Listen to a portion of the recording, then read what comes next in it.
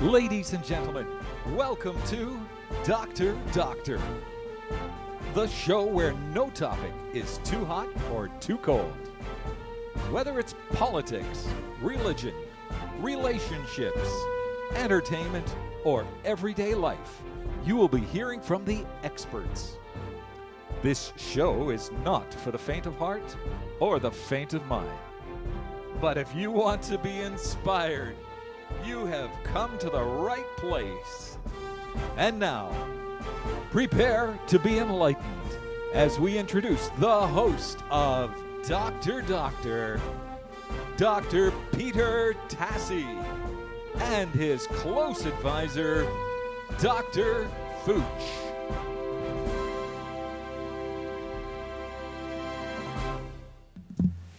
What's hate got to do with it? That's our topic today. Greetings to Dr. Thanks for joining us again. I hope you're having a good day. And today we have a topic that's very important. Hate. What's hate got to do with it? What does hate do to people? You know, I've seen, like we all have, we've seen hate in the world. And we've seen what it does to people. Destroys people. Destroys countries, destroys families, totally destructive, hate. And so this is a given. We know what hate does to people. And you know, hate is usually born out of ignorance. It's sometimes taught to us. We're taught to hate. We're fed propaganda to hate. And it's all based on ignorance. And we've seen this through the ages. You know, Hitler ran a great campaign. His communications man, Goebbels, shut down all forms of communication that didn't agree with his ideology. And pumped people with a message that the message of Hitler. We're the superior race. The Jews should be annihilated. Other people should be annihilated. The people with handicap, people with this, people with that. So but people actually believed it. People bought into Hitler's ideology, and they bought into it because they were fed this propaganda day in, day out by the media all the time, and any media outlet that dared to promote a different ideology was shut down. So basically, when we believe this kind of thing, that we're fed by the media, by the propaganda machine, after time, initially we may have some questions. Initially we may say, I don't really agree with this. But if it's hammered into our head long enough and hard enough, we buy into it. Hate is also taught by parents.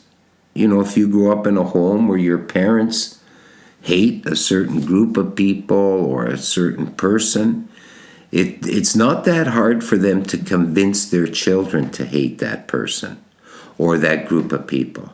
Just hammer it home in the mind of a young child. Keep hammering it back into their minds, and they will buy into it. So it's not based on anything that's rational. It may not be based on anything that acquires any degree of knowledge. It's based on emotion, and it's based on ignorance. There's a lot of emotions, too, that will lead to hate. We've talked about this before. Emotions like jealousy, resentment, envy. These are powerful emotions. When we're raised to think that we should be jealous of someone else who we think has more than us, someone who supposedly has a better life than us, somebody who has made out better than us, we're jealous of them. We resent them. We're envious of them. And these very dangerous emotions lead to hating them. And they're very hard to fight against. I think things like jealousy are probably one of the most difficult emotions to fight. We're always measuring ourselves against others. And again, it's out of ignorance, not realizing that two things. Number one, every human being on the face of the earth, they say we can't escape taxes and death. Those are the two things we can't escape. Well, they're wrong. There's three things we can't escape: death, taxes, and suffering. No matter how good it seems somebody else has it, or they have it better than you, or they've got more than you, they are not spared suffering. In fact, sometimes it's those very things that we're envious of, or that we resent or jealous of, that they may have that we don't, or the life they live that we don't, are the very things that bring them their suffering, their misery. So these are emotions that we have to battle all day, every day. If we were raised to experience those emotions of jealousy, resentment, and envy, and if we were raised to think that it's natural for them to surface, it's completely unnatural. So we have to fight these things all the time. And, we see jealousy, things like jealousy, emotions like jealousy. The second problem, before I go on to that, the second problem with jealousy is that we really, as human beings, deep into our core, what is natural to us, what is divine, the divine element that rests at the core of our being, says that we shouldn't be jealous of people. The opposite, we should rejoice in other people's good fortune, rejoice in other people's good health, rejoice in other people's prosperity, rejoice in another country's peace. This is very hard to do.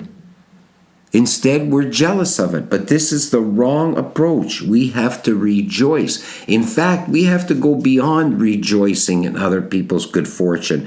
We have to congratulate them. We have to feel good about them. We have to convey to us convey to them that we're proud of them, that we're happy for them, and that we will continue to work through our life so that they will continue to have prosperity and peace, or whatever it is that they have that we may not have. In spite of our situation in life, we must always rejoice and be happy for others. Very hard to do. I mean, even think of a workplace where someone else gets a promotion that you feel you should have had. Someone else is spearheaded into a job and you've been around for 20 years and you think you should have had it. These kinds of things that happen just in the workplace. We become resentful, we're jealous, and of course we end up hating the person. That hate can be so strong that we will do everything in our power to make that other person's life miserable, even if it means bringing down the company, even if it means decreasing productivity, even if it means destroying ourselves. When we are narcissistic, when we're so concerned about ourselves, and we look at other people as mere tools to be used to satisfy our own desires, our own greed, our own aspirations, when we view the world that way, in a narcissistic way, completely self-centered, because I don't want someone else to be better than me or do better than me. When we view the world that way, that results in hate, hating other people. And that hate results in destruction. Not just destruction of a company, like we mentioned, but destruction of self, destruction of the family, destruction of the community. Hate is destructive on every level.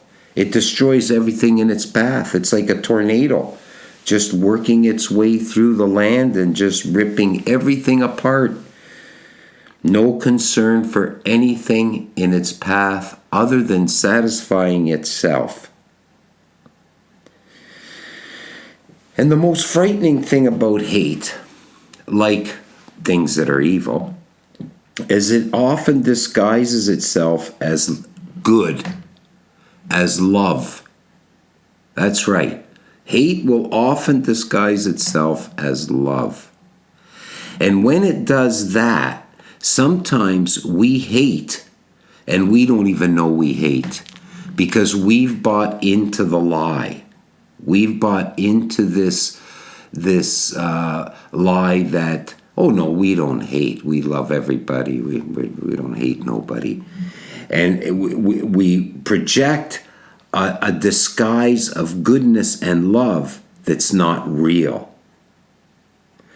And then when we buy into that disguise, when we become the person we've disguised ourselves as, we never recognize that we actually carry with us a lot of hate.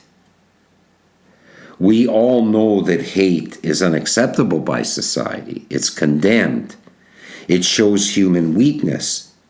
So what we will do is cover it up, hide it, camouflage it under some mask of goodness, pretending we are someone we're not. Let's look at some examples. You know, I know the big thing now, one of the big things is, and these are fads that go through in society, and thank God this is an important issue that was ignored for not just centuries, for thousands of years, probably since the beginning of Homo sapiens, is mental illness. Mental illness is something that many people suffer from. To some degree, we all suffer from it. Some degree of mental illness. And it's nothing to look down upon. It's nothing to, remove ourselves from. It's nothing that we should feel shameful of if we ourselves experience some form of mental illness. You know, I've talked to some people who have talked to me about this, their own mental illness. I says, just go on Google and Google the 50 most brilliant minds in history, and 30 of them suffered mental illness. So sometimes mental illness is a sign that you were born with a brilliant mind that's maybe hypersensitive or whatever. There's so many forms of mental illness. But we all get on this bandwagon. Oh, the people that are mentally ill, and we got to help the people that are mentally ill, and we got to love the people that are mentally ill. Well, let me ask you this. You're a manager in a company, or you're the owner of the company. Would you hire a person who's mentally ill? Will you help them? Will you give them the upper hand? Or is it all talk and workshops and meetings? Oh, let's reach out to the mentally ill. Let's give them, let's just pump money into the system. Give them a place to hang out. Sometimes it's not even that. Oh, they're mentally ill. We should let them sleep in the streets, defecate everywhere, and needles, take heroin, stab people walking by. Oh, they're mentally ill. Steal out of stores, that don't charge them. Oh, they're mentally ill. Is this loving people who are mentally ill instead of empowering them? Instead of truly living out the love we claim we have for them, we make them worse?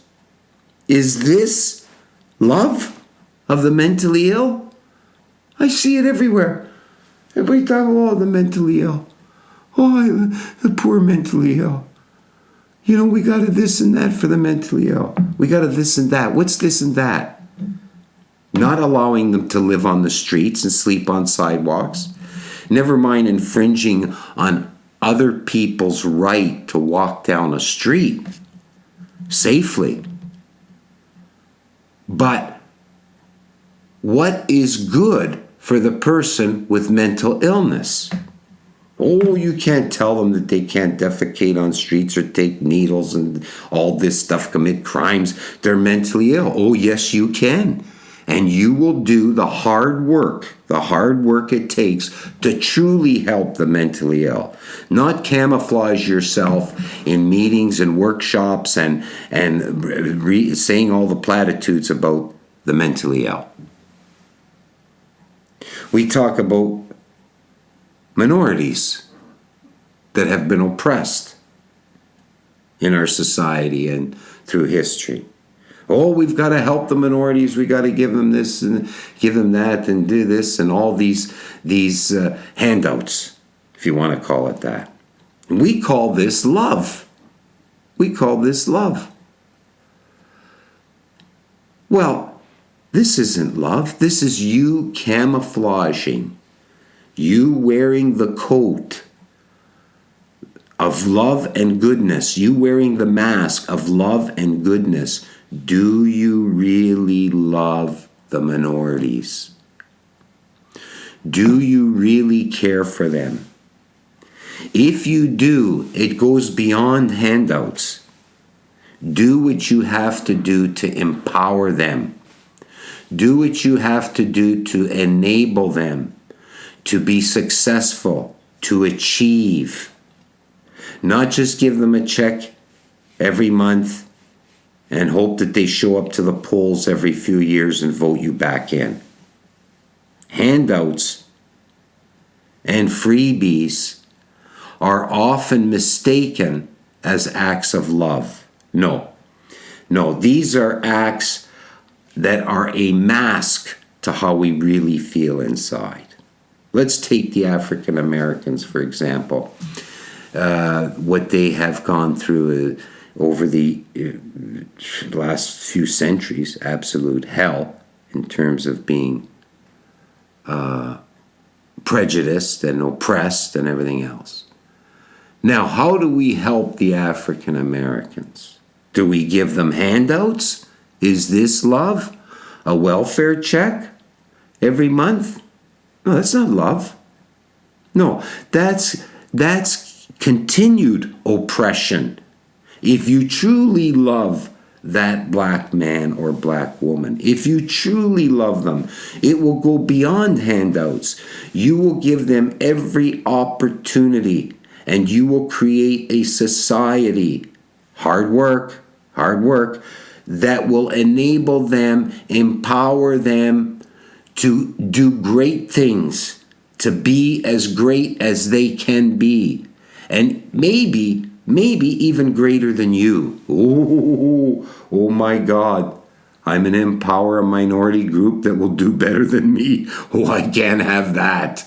I don't mind loving them and giving them handouts, but oh my God, to create a society where they can actually do better than me, have more prosperity than me, that's what lurks deep down in a lot of us.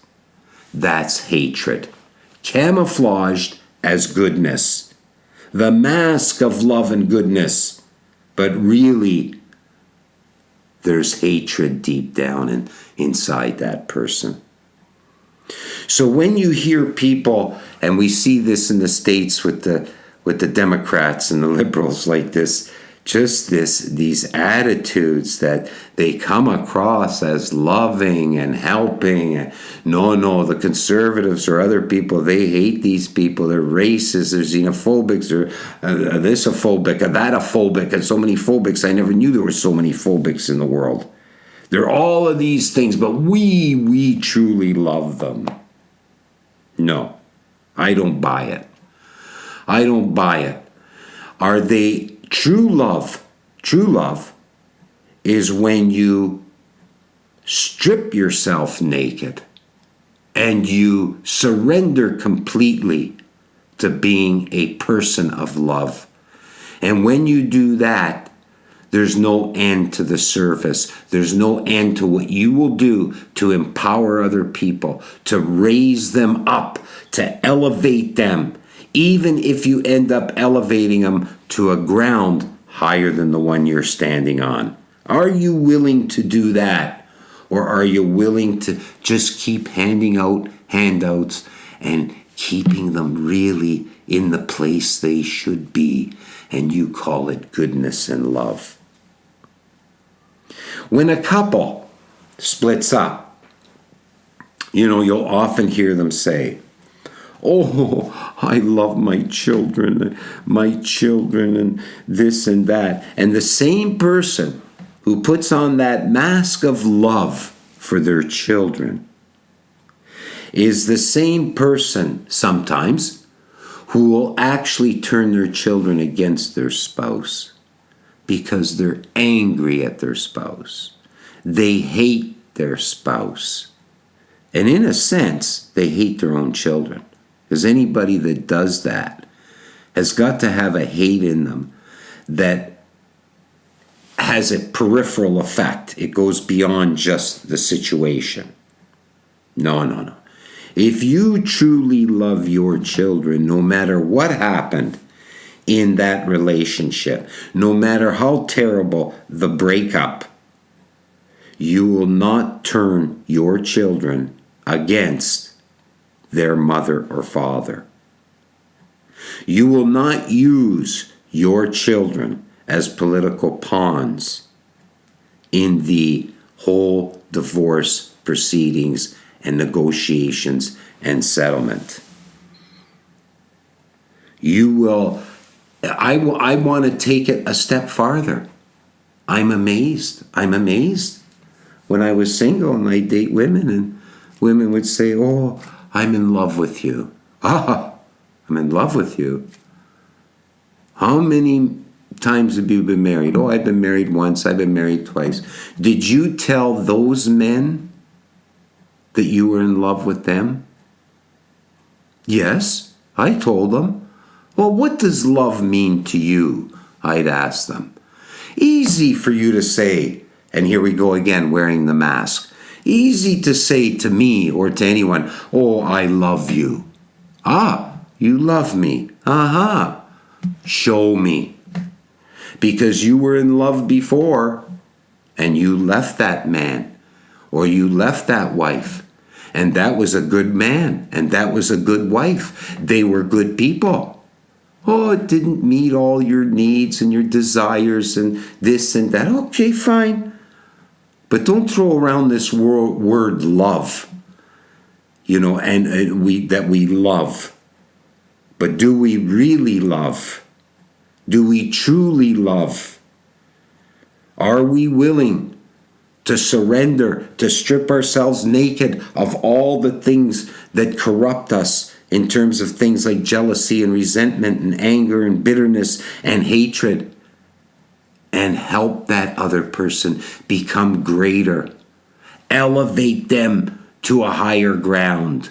So when you get divorced, you don't tear down your spouse. You actually, if you claim that you've loved them for 10 years, 20 years before you broke up, well, you should be continuing to love them. It doesn't mean you have to be married to them. It doesn't mean that you have to be with them or see them a lot.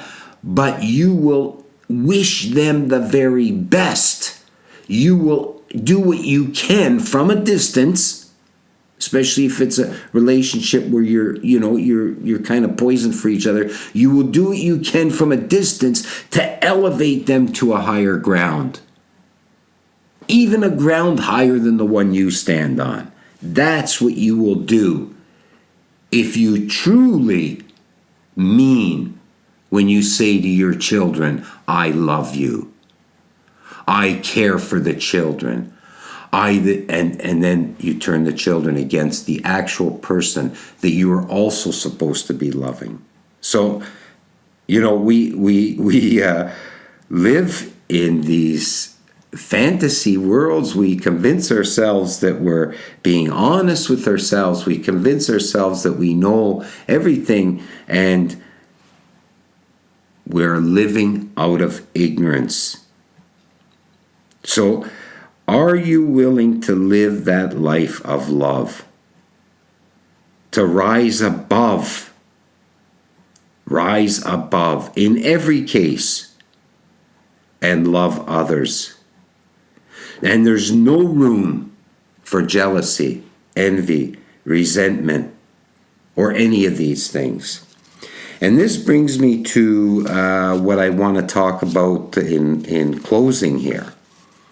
I have been overwhelmed with what I have seen in the last 3 years. In the political arena, I have been overwhelmed. Every time I turn on a news station, other than there's just a couple news outlets and media outlets on the internet that you can access for more objective approach to what's happening. Every time I turn on that news media, it's hate Trump. Hate Trump. This has gone beyond political ideologies. Oh, I disagree with this person's platform, or I disagree with this. You know, you could disagree with people's political platform and praise them for the great things they do. You can disagree with someone's political platform, not hate them. You could disagree with someone's political platform on certain issues and not do everything you can every second of the day, every minute, every hour to destroy them. I have never in my 65 years have I seen anything as disgusting and as despicable as this. We basically now live in a society where we are fed 24 hours a day hatred towards this man. We are listened to a media that has had to retract itself 1,000 times, has made all kinds of mistakes, not just the TV, but the Washington Post, New York Times, a lot of media outlets. One lie after another, one embellishment after another, one exaggeration after another, to destroy a man. The hatred is so great and so deep, one can only ask God to have mercy on this country. Have mercy on these people. I look at even when I watch conservative outlets, or I'm an independent. I try to, no, I don't take sides with either political party. But I look at these people that are even on the conservative outlets, which I like when I see a balanced panel, you know, liberal and conservative viewpoints. They argue with each other. But it's beyond arguing. I look at these people who are, and I don't want to mention names, but if you watch Fox News or some of these conservative, you know who I'm talking about. These people are angry. Like they don't just mention, oh, I don't like this or that about Trump's platform here or there. They've got a scowl on their face. They overtalk their guests. They shout them down. They interrupt. They've got an angry look on their face. But they come across as, oh, we love the minorities. We love the blacks, the browns, the Asians. Trump hates them. We love the people of America. Trump hates them. We love the LGBTQ community. Trump hates them. We love the US of A. Trump hates the country. Hate. Trump hates everything, everybody, everything. And the hatred for him is so great. You don't know whether to laugh or cry. The only thing you could do is, if you're a prayerful person, you say, God, have mercy on these people, on these news medias that are an arm of the Democratic Party. It's disgusting. Now, let's look at it. Why do people hate him? Why? If you look at his policies, I don't agree with everything Trump. Nobody agrees with what another person does 100%. But I think he's done phenomenal things for the minorities. And you look at the African American, who are gifted with so much talent and ability, and nobody's done anything for them other than give them a welfare check. What has Trump done? Opportunity zones, second chance, trying to create businesses in poverty-stricken areas, created lower unemployment, more employment, wages going up for minority groups. He's done all these things. No way can these people, who are supposedly people who love the minorities, who love everybody, they can't mention these things. Nope, can't mention it. Because deep down, they wear the face of love, the mask of love, but deep down, they hate. Why do they hate him?